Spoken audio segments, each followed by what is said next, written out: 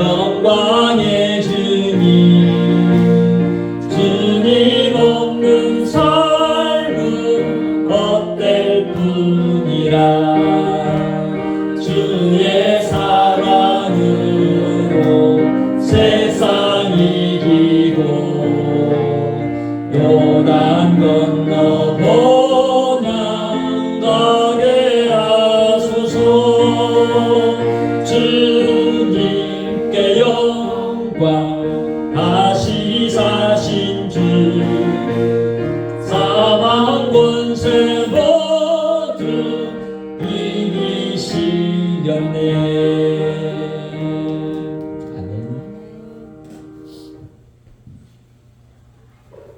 오늘 말씀은 로마서 6장 4절입니다. 다 같이 읽겠습니다. 우리는 그분의 중심과 연합하는 세례를 받음으로써 그분과 함께 묻힌 것입니다. 이것은 그리스도께서 죽은 사람 가운데서 아버지의 영광으로 살아나신 것처럼 우리도 새로운 생명 가운데 살도록 하기 위한 것입니다. 아멘.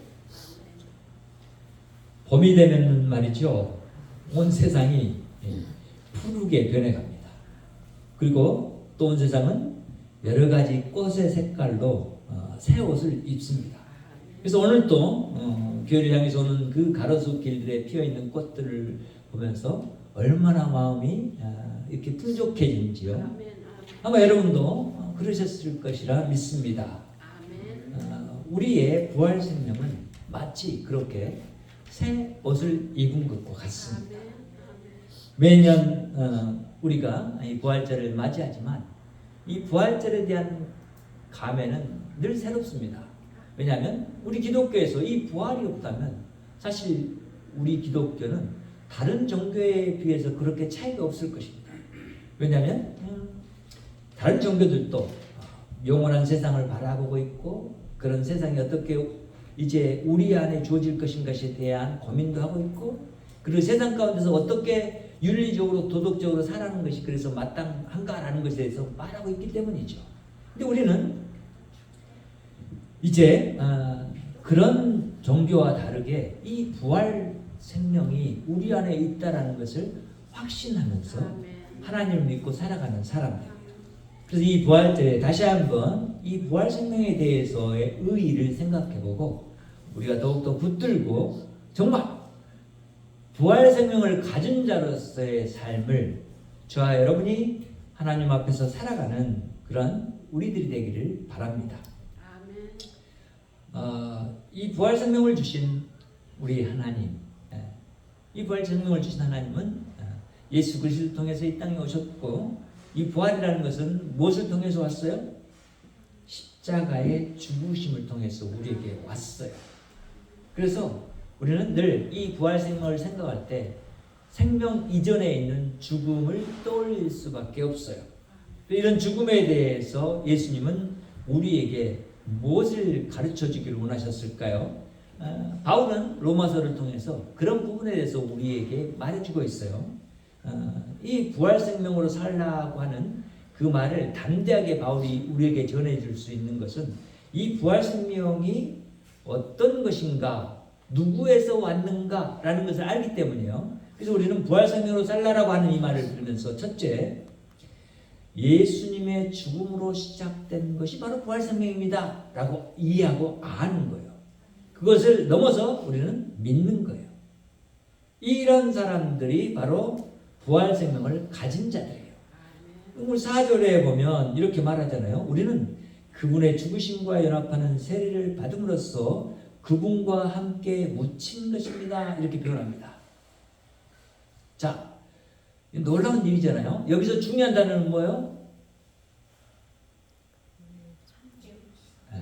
주님과 연합했다는 거예요. 연합했다. 연합이 뭐예요? 함께 한다는 얘기죠. 그러니까 우리는 예수님의 죽으심에 그 십자가에 함께 동참하는 동참자가 됐다라는 거예요. 그리고 예수님 안에서 우리는 죽은 자가 그때 이미 되었다는 거예요. 그래서 이런 부분을 이제 예수님께서 상기시켜 주시기 위해서 세상 가운데 주신 하나의 그 법이 뭐냐? 세례하는 법이라는 거예요. 물세례요. 자, 물세례를 받을 때 우리가 생각할 점이 있는데, 물세례는 무엇을 위해서 받는 거예요? 회개를 위해서 받는 세례죠. 근데 이 물세례를 받을 때 물 안에 들어갔을 때 우리는 뭘 느끼게 돼요? 죽음을 느끼게 돼요. 죽음을. 이 죽음을 느끼게 하는 거예요. 이 죽음이 없이는 다시 새롭게 될 수 있어요? 없어요? 없어요. 그래서 물세례를 받을 때 이 죽음을 느끼기 위해서 침례를 행했던 거죠. 그리고 또한 이 물세례 가운데 감춰진 또 하나의 그 의미는 뭐예요? 씻김이에요. 죄를 씻김. 그래서 로마서 6장 1절부터 지금 3절까지 쭉 이런 죄에 대해서 어떻게 우리가 벗어날 수 있게 되었는가, 그리고 어떻게 우리에게 그런 구원이 이루어져 가는가 하는 것에 대한 것을 염두에 두면서 이야기하면서 이 말씀을 하는 거예요. 그래서 우리는 이해해야 돼요. 아, 세례라는 것이 단지 하나의 형식이 아니라 우리 하나님의 뜻을 이해하지 못한 어리석고 바보 같은 우리들에게 하나님이 하나의 표를 주셨구나. 그래서 이렇게 세례를 통해서 뭐가 이루어질 것이다? 다시 물 밖으로 나왔을 때 살아난 그 현상이 있을 것이다 라는 것을 알려주는 거예요. 예수님도 이런 사실을 알려주기 위해서 세례 요한을 통해서 세례를 받으셨죠. 그리고는 물 위에서 올라오셨을 때 하늘에서 무슨 세례가? 성령 세례가 예수님에게 베풀어지는 거예요. 성령이 비둘기의 모양으로 예수님의 머리에 임하고 모든 사람들이 그것을 보게 됩니다. 실제로 하나님이 사람들의 그 어리석은 눈과 그 마음으로 깨닫지 못하는 것들에 대한 표를 먼저 주시는 거예요. 보여주시는 거예요. 아, 이렇게 성령이 임한 것을 보여주신 거예요. 그러고 난 다음에 이제 예수 그리스도 안에 성령이 임하시고, 그때서야 비로소 이전까지의 육신에 속했던 목수장의 일의 삶이 아니라 뭘 해요? 하나님의 나라를 선포하고 하나님의 나라를 알리고 하나님의 능력을 나타내는 그런 일들을 시작하신 거예요. 그러니까 보세요. 그 이전과 그 이후의 모습이 뭐냐면 물세례와 성령세례의 부분으로 나뉘어져서 예수님의 삶이 새롭게 복음서에서 조명되고 있는 거예요. 우리는 그런 시각을 통해서 예수님 왜 물세례를 받아야 할 필요가 있었고 예수님의 성령세례를 받아야 될 필요가 있었느냐 하는 거예요. 왜일까요? 우리에게 보여주시기 위함이죠. 너희도 물세례를 받고 너희도 성령세례를 받을 것이라는 거죠. 그렇죠? 그래서 뭐 하게요?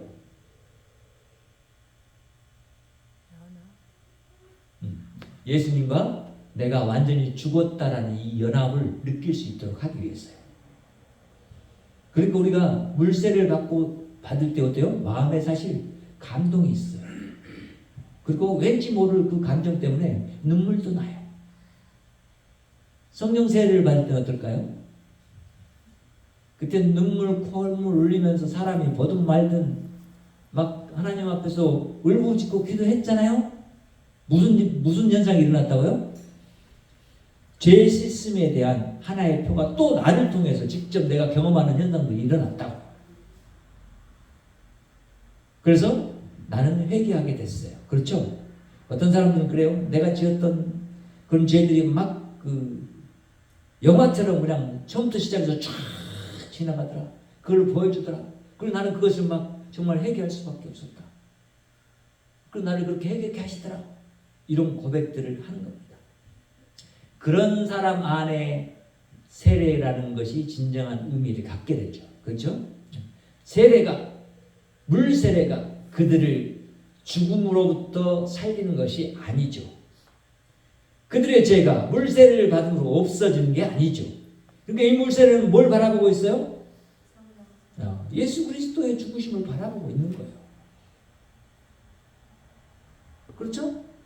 그래야만 예수 그리스도 안에서 우리 사람들이 지은 죄가 모두 다 용서 받을 수 있다라는 것을 우리가 마음으로 믿을 수 있기 때문이죠. 그리고 예수 그리스도와 함께 연합해서 내가 죽었다라는 것을 진실로 인정하는 사람은 어떤 사람이요? 진짜 성령 세례를 받고 그 위를 아는 사람들이죠. 그러니까 저 여러분이 예수님과 함께 죽었다고요. 뭐가 죽었어요?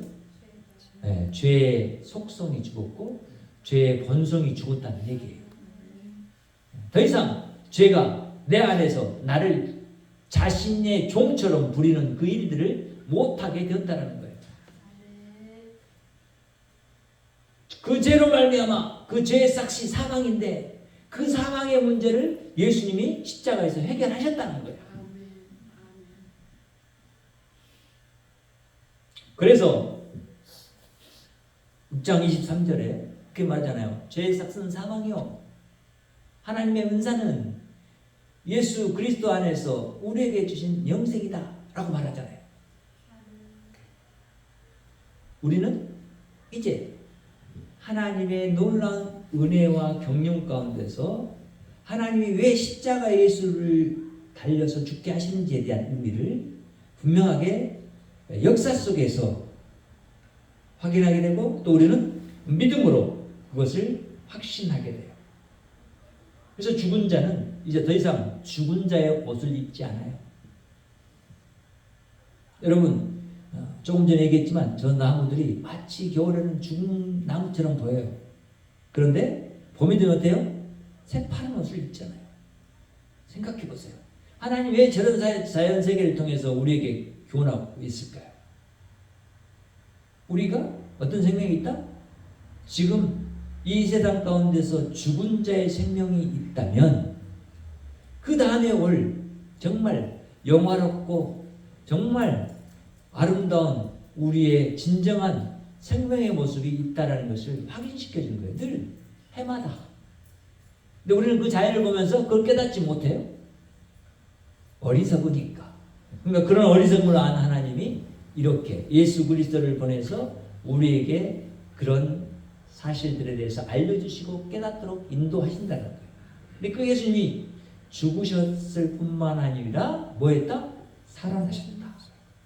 부활생명은 예수 그리스도를 통해서 우리에게 증명돼요. 하나님의 영광을 위한 것이 부활생명이기 때문에 그렇잖아요. 그럼 부활생명의 의미를 깨닫게 되는 것이 뭐냐면 이런 거잖아요. 우리가 하나님을 떠나서 하나님이 원래 지은 사람의 모습대로 이 땅 가운데 살아가지 못했어요. 조금 전에 말한 죄 때문에 그래요. 이 죄로 말미암아 죽었던 우리는 이제 끝났어요. 십자가에서. 그러면 우리에게 있어야 할 것은 뭐요? 그 다음에 오는 생명이 우리에게 주어져야 돼요. 그러니까 어때요? 예수 그리스도는 그 죽음의 권세를 깨치고 이겼어요. 그래서 우리가 찬양했잖아요. 사망 권세 모두 물리치셨네. 이렇게 찬양했잖아요. 그 찬양이 그냥 여러분 입술의 찬양이에요? 여러분의 신앙의 찬양인 거예요. 여러분의 영혼의 찬양인 거예요. 그래서 하나님이 기뻐 받으시는 거예요. 그 얘기를 하고 있는 거예요. 지금. 예수님은 자신이 죽으신 이후에 무덤에서 자신의 죽음이 정말 분명한 죽음이다라는 것을 나타내셨어요. 3일 동안 무덤 속에서. 그렇죠? 그것을 누가 확인했어요? 로마 병사들이 확인했어요.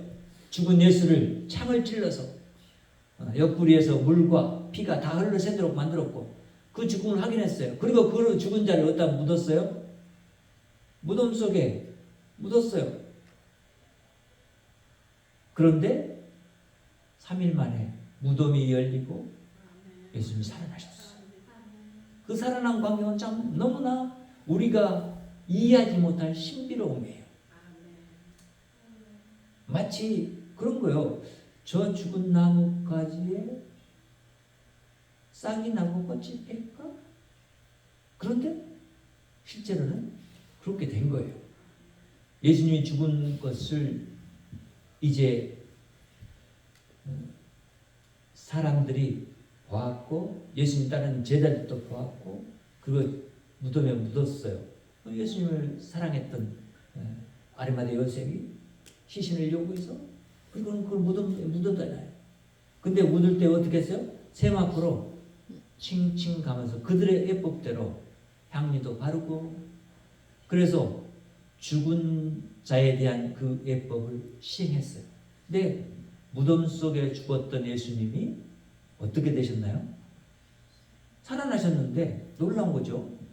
세마포로 얼굴과 몸을 다 쌌어요. 쭉쭉쭉 싼단 말이에요. 그런데 세마포와 몸이 쌓여있는 그런 예수님의 시신이 그걸 쑥 빠져나왔어요. 그러니까 이런 현상은 너무나 신비로운 현상인 거예요. 몸이 죽은 다음에 부활한 몸이 되었을 때 어떨 건가에 대한 그것을 우리에게 보여주고 있어요. 왜냐하면 예수님과 우리는 연합되거든요. 그래서 예수님이 그런 모습을 보여주신다 그러면 그분이 바로 이제 죽은 자 가운데서 사신 것에 대한 그건 우리의 대표자로서의 모습을 보여주신 것이다 라고 해서 여기서 뭘 써요? 예수라는 이름을 쓰지 않고 두 번째 이것은 그리스도께서 죽은 사람 가운데서 아버지의 영광으로 살아나신 것처럼 이렇게 쓰는 거예요. 누가? 그리스도가. 그리스도는 우리의 대표자예요. 모든 사람의 대표자, 모든 사람의 왕. 하나님이 보실 때 그렇단 말이에요. 모든 사람의 왕이에요. 모든 만물의 왕이에요. 그래서 그 왕이 만약에 죽었으면 모든 만물도 그와 함께 죽은 거예요. 그 왕이 살아났잖아요. 그럼 모든 만물도 그와 함께 살아나는 거예요. 그러니까 보세요. 죽고 살아난 이 살아남의 생명이라는 것이 단지 한 예수님이 살아난 이야기가 아니라 이 이야기는 모든 만물 세계가 살아남에 대한 하나의 표로 처음 것으로 보여줬구나 이걸 말하는 거예요. 그래서 예수님이 부활의 뭔 열매가 되셨다? 첫 열매가 되셨다 이렇게 말하는 거예요. 우리는 그래서 예수 그리스도가 사람들 가운데서 그렇게 살아나신 것은 아버지의 영광으로 살아나셨다라고 하는 것을 알게 돼요. 자, 그러니까 이 이야기는 첫 번째는 이 영광스러운 모습은 죽음에서 살아날 때 하나님이 받으시는 모습, 받으시는 것이라는 것을 우리가 알게 되죠. 그렇죠? 죽음에서 살아날 때. 그럼 우리가 죽음에서 살아날 때 회개하고 예수 그리스도를 믿을 때 이 죽음에서 살아남이 있으니까 이것을 하나님 기뻐하셨을까요? 기뻐하지 않으셨을까요? 기뻐하셨을 것이고 그것이 하나님께 영광이 됐을까요? 안 됐을까요? 될 거예요. 왜? 하나님이 그렇게 아시고 있고 그렇게 계획하셔서 하나님이 본래 사람을 죽지 않도록 만드셨는데 죄로 말미암아 죽게 되었고 그 모습에서 회복되도록 하나님 자신의 영광을 예수 그리스도를 통해서 나타내셔서 사람을 십자가 위에 내려오셔서 무덤 속에서 다시 살아나심으로 나타내셨기 때문에 그러는 거예요. 그래서 우리는 그 영광이 우리 안에 이미 있다라는 것을 다시 한번 확인해요. 예수님이 살아나셨으니까 우리도 산다. 예수님이 부활하셨으니까 우리도 부활한다. 라는 것에 대해서 확신할 수밖에 없어요. 어떤 사람이 한 일이 아니고 누가 하신 일이요? 하나님께서 하신 일이기 때문에. 그래서 우리는 이제 부활 생명 안에서 하나님이 예수 그리스도를 통해서 자신의 영광을 나타내시고 그 영광 안으로 우리를 초대하셔서 하나님과 함께 그 영광을 누리도록 하셨는데 그것이 생명의 연합을 통해서 우리에게 주어진 것이구나 하는 것을 알게 하신 거예요. 이것이 부활인 거예요. 세 번째는 이제 이 부활 생명으로 산다는 것은 그리스도의 살아나심에서 온 것에 대한 분명한 이야기를 우리에게 알도록 하는 거예요. 이 세 번째, 우리도 새로운 생명 가운데서 살도록 하기 위한 것입니다. 이렇게 말하잖아요. 그렇죠? 우리가 새로운 생명 가운데서 살도록 하기 위해서 예수님이 죽으셨고 살아나셨다.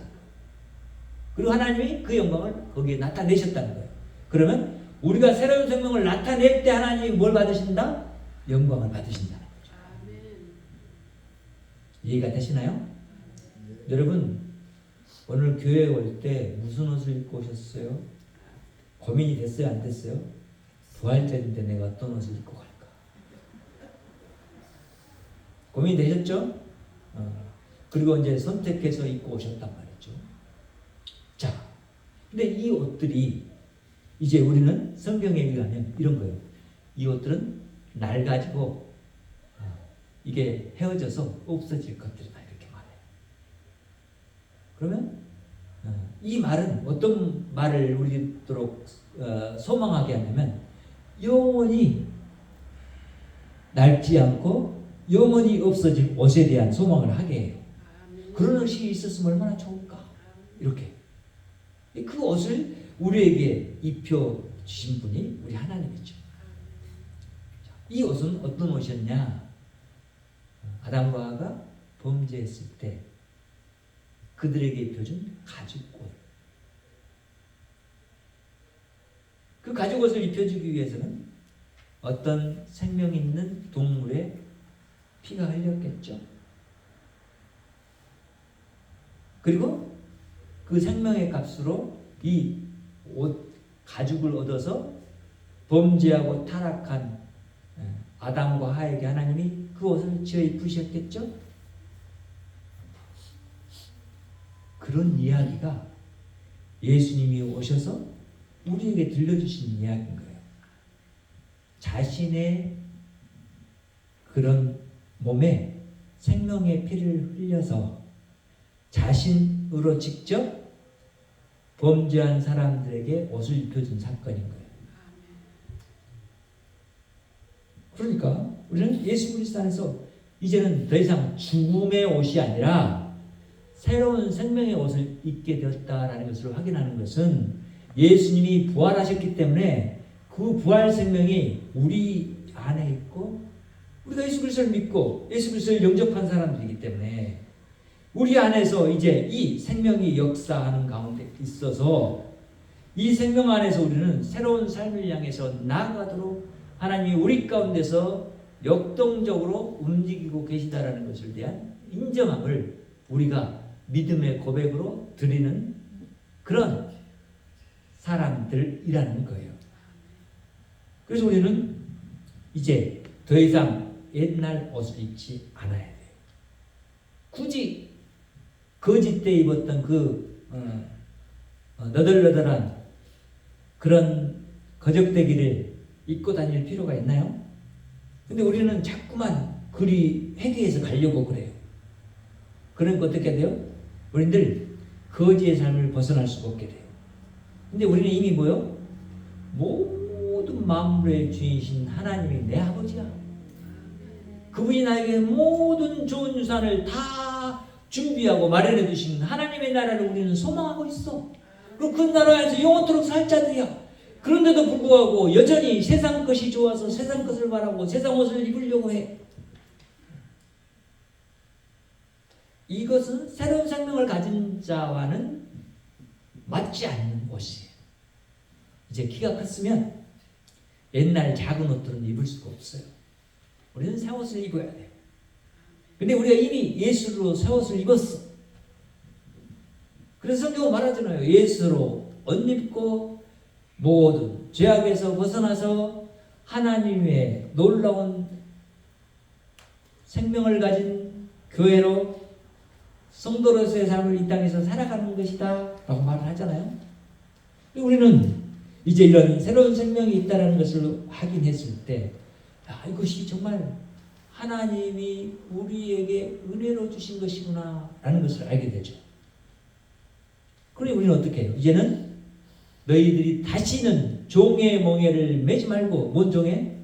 육신을 따라 살아가는 종의 멍에 죄악을 행하면서 육신의 욕심을 따라 더 많은 죄를 지면서 살았던 그런 육신의 멍에를 벗어서 이제는 우리는 자유함 가운데서 살아갈 수 있는데 그것이 바로 뭐냐? 율법을 벗어나서 하나님이 우리에게 허락한 복음 안에서 사는 삶이다 라고 하는 것을 알려주고자 이 이야기를 하고 있어요. 자, 우리는 이제 외부적으로는 물세례를 받음으로써 몸이 깨끗하게 씻김 받았다는 것을 확인하고 우리의 내면은 그러면 뭘로 씻음 받아야 될까요? 성령 세례를 통해서 씻음 받겠죠. 이해가 되시나요? 우리의 안과 밖이 그렇게 깨끗하게 되었다라는 것을 물세례를 통해서 확인하고 성령 세례를 통해서 확인하는 작업을 하나님이 우리 교회 안에 두셔서 그걸 행하게 하셨단 말이죠. 하나님 친히 그것을 통해서 역사하셨단 말이죠. 그래서 하나님이 우리에게 주신 새로운 생명을 이제 우리는 알게 되었고 이제 더 이상 우리는 옛 옷이든지 죄악을 행한 내 육신의 모습을 따라 사는 삶을 살아가지 말아야 한다는 것을 이제는 알게 됐어요. 여러분, 온갖 보석이 박힌 그 옷을 여러분이 이미 입으셨다는 거죠. 그러니까 이제 오늘 우리가 이 예배를 마치고 집을 향해 나아갈 때는 나는 이제 더 이상 옛 옷을 입은 사람으로 가는 것이 아니라 세상을 향해 나가서 봐라 내 옷, 나는 주님의 옷, 부활의 옷을 입고 생명의 옷을 입었다. 그러니까 나는 나에게서 나타낼 것이 죽음과 제약된 모습의 그런 내 눈으로 보여지는 것들을 따라 사는 자가 아니다 라고 선포하는 삶을 살아가는 자에게 이 새 생명이 무엇인지가 더욱더 분명해질 거예요. 실제로 여러분 이제 오늘 벗어날 때 그런 생각을 갖고 살아가야 돼요. 그렇죠? 그것이 믿음이에요. 또한 그것이 하나님의 말씀을 순종하는 자의 모습인 거예요. 하나님이 나한테 옷 입혀주신 새 옷이 있는데 나는 굳이 옛날 옷을 그대로 입기를 좋아합니다. 그걸 입으려고 하는 그런 삶의 습성을 따라 살아가는 것을 하려고 하지 않아도 된다는 거예요. 이제는 우리에게 입혀진 옷은 새 옷이에요.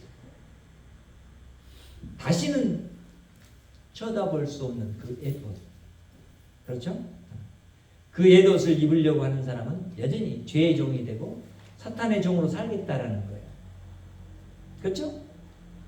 그런데 주님의 말씀에 순종하고 나는 더 이상 그 옷을 입지 않겠다라고 다짐하고 오늘 이 교회를 나가는 순간 나는 더 이상 죄의 종이 아니라 누구의 종? 예수 그리스도의 종이 되는 거예요. 그래서 우리는 예수 그리스도의 종으로 이 땅 가운데 살아가는 그 삶을 위해서 이미 예수님께서 우리에게 입혀진 이 옷을 가치 있게 생각해야 돼요. 그리고 그 가치를 나타내야 돼요. 부활 생명은 이미 여러분 안에서 시작됐습니다. 예수님이 이미 오래전에 시작하셨고 과거에 2000년 전에 그 생명은 우리 안에서 이렇게 시작되었고 우리는 이미 그 부활 생명을 가진 자로 살아가고 있습니다.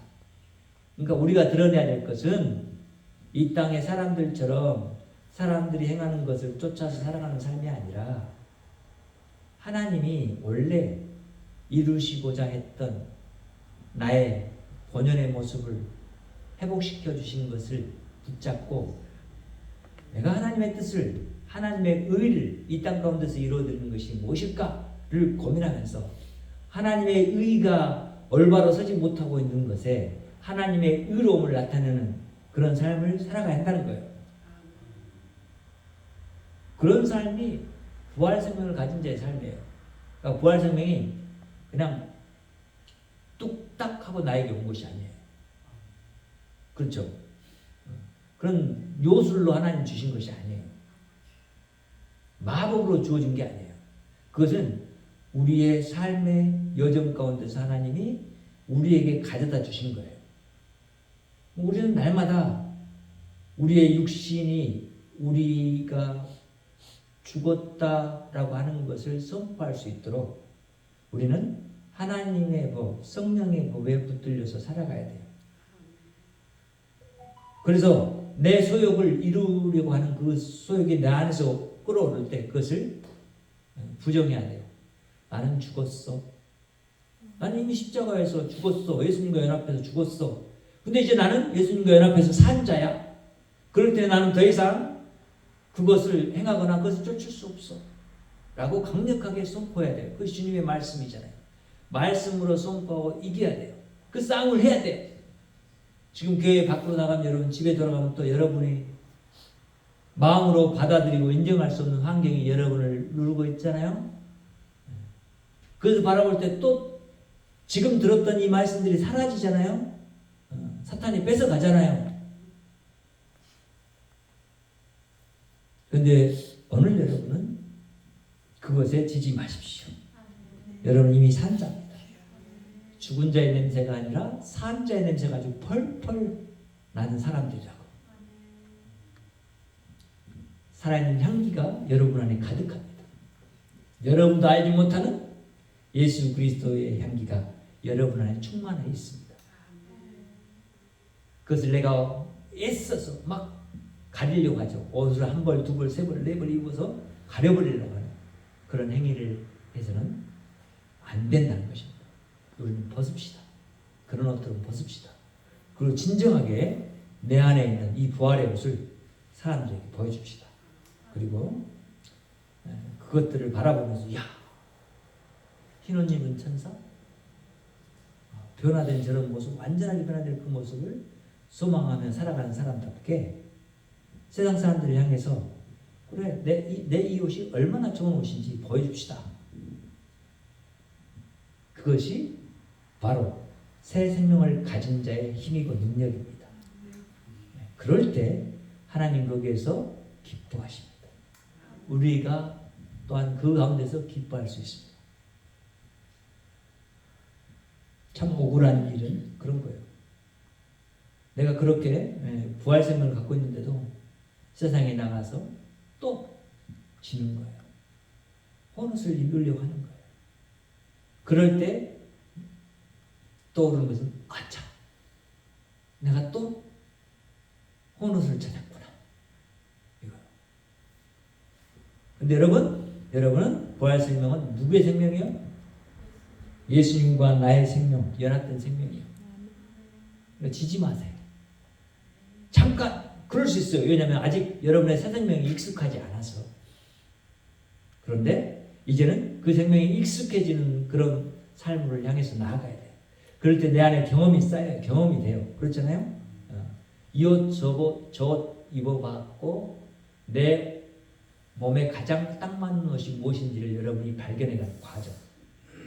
세상을 향해 나가는 과정이에요. 내 부모와 다툴 것 없잖아요. 내 자식들과 다툴 것 없잖아요. 그렇죠? 내 이웃과 싸울 것이 없잖아요. 그런 삶, 그런 생명은 죽은 자의 생명이에요. 죽은 자의 삶이에요. 그건 영원하지 못해요. 그렇기 때문에 우리는 부활 생명을 가진 자로 우리 아버지 하나님 우리에게 주신 이 놀라운 옷을 우리는 이제 더욱더 귀하게 여기면서 하나님께 감사하고 찬양하는 삶이 지속돼야 되고, 그런 삶을 통해서 내가 죽었다는 부인하는 삶을 통해서 내가 살았다라는 그런 참다운 주의 말씀을 따라 순종하며 사는 삶을 통해서 하나님이 나에게 주신 이 생명을 하나님 앞에 나타내고 하나님이 기뻐하시는, 하나님 영광 받으시는 저와 여러분의 삶이 계속되기를 간절히 바라고 축원합니다.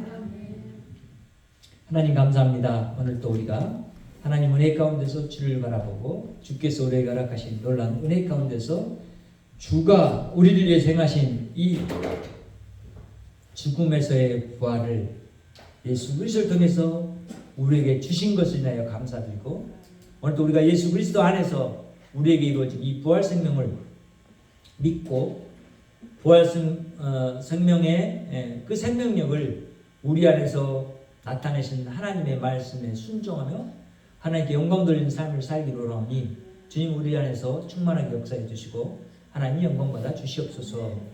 감사드리며 예수님의 이름으로 기도합니다. 아멘.